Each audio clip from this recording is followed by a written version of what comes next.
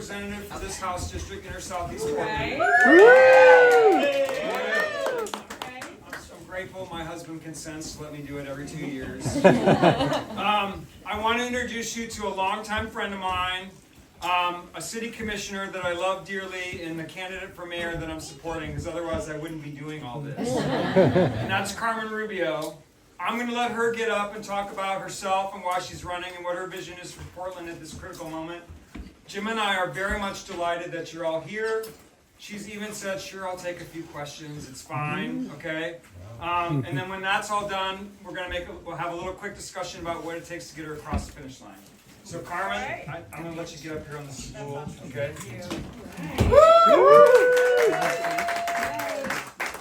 I really appreciate the school. Nobody else on top of me. It's really great. So, first I just want to thank my really good friends, Rob and Jim, for hosting me today. They're incredible community leaders, and you just do so much and give so much, and I just love you so much, and thank you on behalf of Portland for everything that you're doing. All right, let's go. So, a lot of people, including here today, have asked me, why am I running for mayor during this really challenging time? And the answer for me is pretty simple. It's because I love Portland. And Portland's given so much to me and my family. And I've started on this journey with an honest recognition of where we are as a city.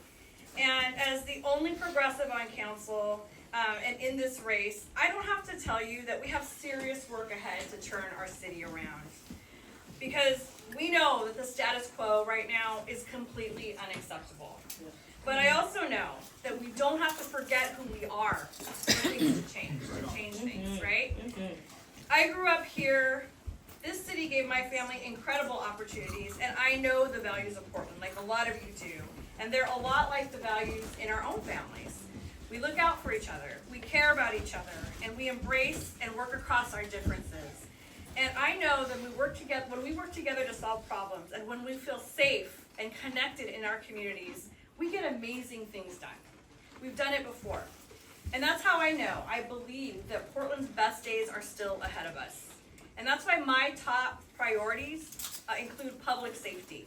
Everyone in Portland must feel safe in their homes and in their neighborhoods. Housed, unhoused, no matter what part of Portland that you live in, who you love, or what language you speak. We all deserve to feel safe, going to and from work, in our schools, and raising our families right here. And this means I'll do everything in my power to shut down open-air drug markets that target our most vulnerable on the streets, and in our communities and in our schools. And vastly and urgently expand addiction and mental health treatment in our city. And I'll support our police officers and firefighters to add more and better trained officers to the ranks, because no one should be waiting for more than an hour for police or fire to show up during what might possibly be the worst moments of our lives. That's why we need to lower our 911 response times to help law enforcement do their jobs. And I will finally provide and make sure that we provide Portland Street Response with the political and financial support that it needs. Right. Yeah. Right. No more excuses there. Also, no more excuses. We must put an end to people living on the streets, under overpasses, and in parks. It is not compassionate, and it is not progressive for us to look the other way. It is inhumane, and it is wrong, and it must end in our city. It is also not okay that people are dying day in and day out on our streets, and it's not a solution to keep them moving from neighborhood to neighborhood. The fact is, we need real accountability and we need real compassion to solve our most pressing and toughest challenges in Portland. And getting there is not rocket science, it's basic, it's hard work, it's real results. There are no quick fixes. If I can leave that with you tonight, that's what I want to say.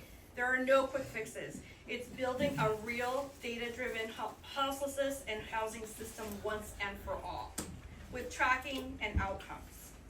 It's increasing our temporary shelters. It's access to addiction treatment to help people get off drugs and access the mental health supports that they need. And also getting folks on a path to stability, to healing, and to housing. I'll also bring a focus and a change on how we take care of our city. Free from garbage, free from graffiti, and also an end to empty storefronts, both downtowns and in our neighborhoods. Sound bites are are not solutions. We don't need flashy, and we don't need any more drama. We just need hard work. We need innovation, innovative solutions, and decisive and competent leadership. In other words, we need a grown-up in the room. Excellent. I've been a city commissioner for the past 3 years, and I started in the middle of the COVID pandemic and during the fentanyl epidemic that have both hit our city way too hard.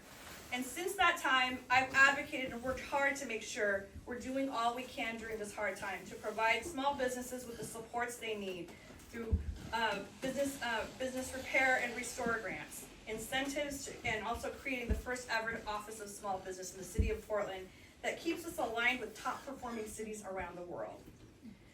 I was also pivotal in getting the city council and police union to agreement on body-worn cameras, which is something that keeps all of us safe. Good. I'm also leading the Portland Clean Energy Fund that's making transformative investments in our clean economy and making our community more climate resilient with projects like energy retrofits in homes, bike lanes and sidewalks in our neighborhoods, and planting and taking care of trees throughout the city, and especially on the east side. And I won't let anyone misuse that money or steal that money for their own pet projects that are political, because tackling the climate crisis isn't just about a faraway future. You just have to look at the extreme heat events, the cold winter weather events, ice storms, and wildfires to know that it's happening right now in our present. And last, I made the call and got the votes to finally, after 20 years plus of disagreement, to consolidate the city's permitting functions. Right on. This means, so some of you know what Sounds that means. nerdy, but it's actually super Yes, important. thank you for saying that. That is true. It sounds boring, but it's really important. This means it'll be quicker and easier to build that extra bathroom if you're a homeowner, or bring in that extra amenity as a small business owner, or if you're a housing developer, to make sure that your permits get through on time, so that ultimately it takes less time to build, which means less expensive rents for the renter. So, you know what that all means?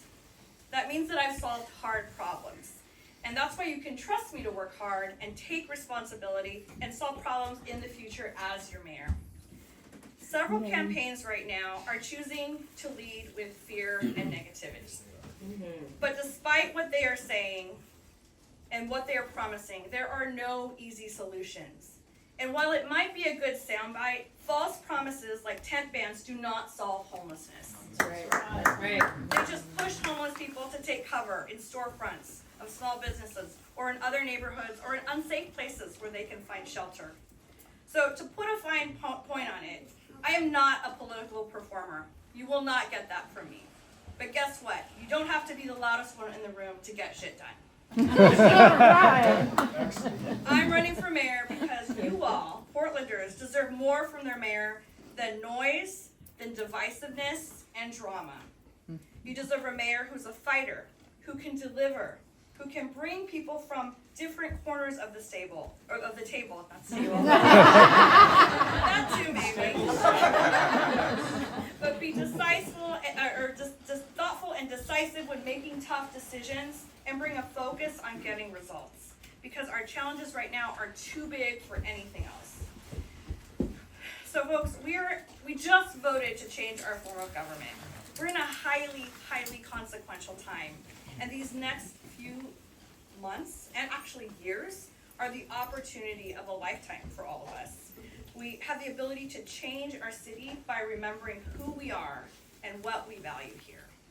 So we need to think about that. Do we want a mayor who can bring people to the table, stay at the table, get hard decisions made together, and work with people who have differences in you? Or do you want a mayor who's going to be fighting with council, not willing to meet with you if you disagree, and not able to find some consensus? These are going to be the choices before us. We need to look forward and hold that vision for Portland that is thriving, that is clean and vibrant, and that is safe. A Portland that's operating under a realistic plan that moves people off the street, out of tents, into shelter and into housing, and provides those suffering from addiction a path to treatment, but also holds people accountable, also including our officials, for getting folks into and staying into treatment.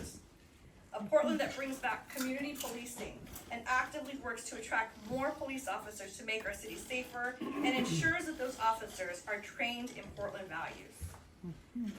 When I look to the past for inspiration, I get it from the one other woman that was most recently elected, and that was Mayor Vera Katz, who also ran on a platform of a thriving, vibrant, and safe city.